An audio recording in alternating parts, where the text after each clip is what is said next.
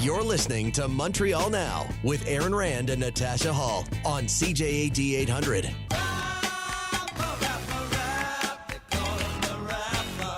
That's James Mennie. He is over at the Montreal Gazette. Jim, just before we get going, I should point out, this is breaking news. Donald Trump pled not guilty to charges that he plotted to overturn the 2020 election in the run-up to January 6th. This happened at the Washington courthouse just a little while ago. It's stunning news there. Shocking, that he pled not really. guilty. Yeah, I can't believe that. You know what infuriates me about the coverage on this? Everything? Is every time they talk about Donald Trump, every time they talk about his legions of supporters, like we just heard that clip out of D.C., could someone give me a crowd count? When he was arraigned in New York, I think like a dozen people showed up, right? A dozen or 20 people showed up.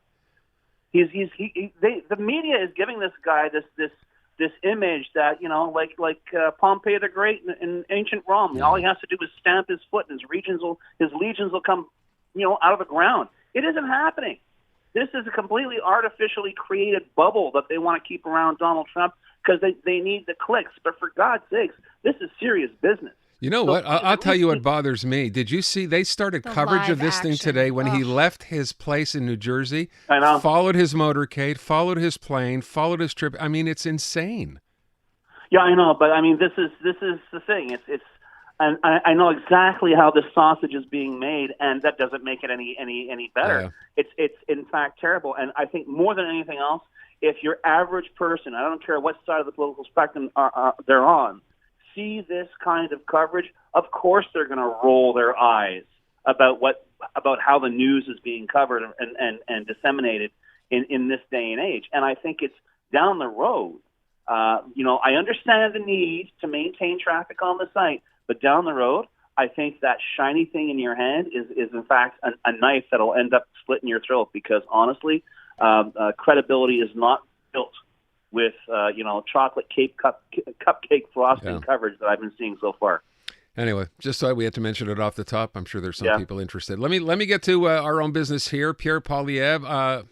Look, I know you want to talk about the issue today as far as the party platform is concerned. I will point out, have you seen anything re the Trudeau separation from him at all? Nope. Okay. Not a word. All right. Not a word. Okay. So, and in fact, listen, you know, a lot of the complaints we've seen aired by Mr. Poilievre and various other members of his party about the Trudeau government have been repeated in comments that I've seen from apparently ordinary Canadians who wouldn't be working, say, in some kind of a bot farm in Russia, but I'm sure they're good, hard-working, shirt-off-your-back Canadians who are sort of suggesting that, inflation and this and that, and, you know, perhaps it was the stress of whatever. I mean, sort of really, really sort of backhanded trolling of the separation. But no, I mean, Pierre Poilievre, you can say a lot, but at least he's smart enough to keep his mouth shut over that topic. Okay. So let's talk. What is he talking about today? What's the issue with the Conservative platform? Well, it's actually, I got to tell you, this is a great meta story in every sense of the word. Now, we discussed earlier how Pierre Poilievre has been recycling demonstrable untruths about Bill C-18, which is, compelling the online giants to pay media companies for the use of their content. And he has taken that and he's somehow turned that into Trudeau barring news from the entire internet, which is not true. And he's also turning it into this idea that, it'll extend everywhere. He's putting his grip all over the internet. And this is a terrible thing. We're going to be living in North Korea. That said, some simple checks, certainly by La Presse Canadienne and by Radio-Canada, have found that what Mr. Poilievre is complaining about was, in fact, C-18, the essential of C-18, the identical legislative twin of C-18, was part of the Conservative Party platform in the 2021 election. They said, we're going to make sure that Canadian media get fairly paid for the use of their content online, which is pretty much, the guts behind C-18. But what's amazing here, and that's why it's so meta, is that even if Facebook, i.e. Meta, had shut off all the repeats of media, if people go to media websites, if they eliminate the middleman, if they eliminate Mark Zuckerberg, they would have found this out right off the bat. So it's kind of funny that, on the one hand, we're talking about the enormous and unmerited role that, parasitical media, online media giants play in disseminating news. All that said, you don't have to do that. You can go to CJAD.com. You don't have, we always say, look for us on Facebook. If they're going to turn off the tap, come straight to CJAD.com. Go straight to MontrealGazette.com. Go straight to the .com of what your, preferred media outlet is. But this attempt by Mr. Poilievre to create this debate over how this is an attempt by the Liberals to, take over all the radio stations, it beggars belief, especially when the Conservatives themselves just 2 years ago were proposing precisely the same thing. I mean, it's fair. You've already, I don't know, did you hear the ads that are already running here?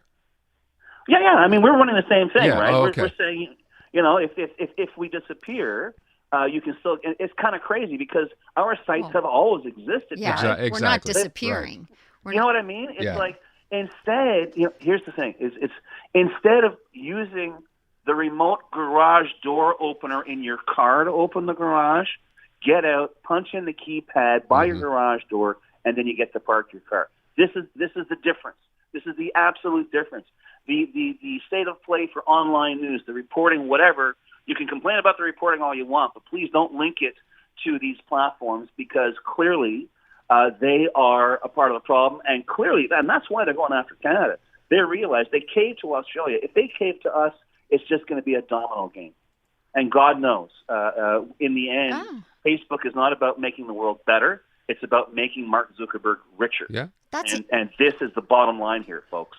But, so it's up to you. Yeah, that's an interesting take, right? Because that's interesting, because I thought for sure, because they blinked with Australia, it's just a matter of time they'll blink with us. But you're saying quite the opposite, actually. No, they figured out that if they do this, if they cave here, I mean, individual legislatures are, California just adopted a legislature similar to C-18. So we're seeing a lot of people turning around and saying, let me get this straight. You're paying virtually no taxes. You're parasiting off of content from other platforms. But here's the thing. Because you're so ubiquitous, you're getting all this ad revenue. Yeah. But the fact is, and I don't think we can ignore that. Whether, it's on Facebook, that's swell. But people, I'm sorry I keep using this metaphor, people are not logging on to Facebook just to see their friends photograph their lunch on any given day. They want to find out stuff.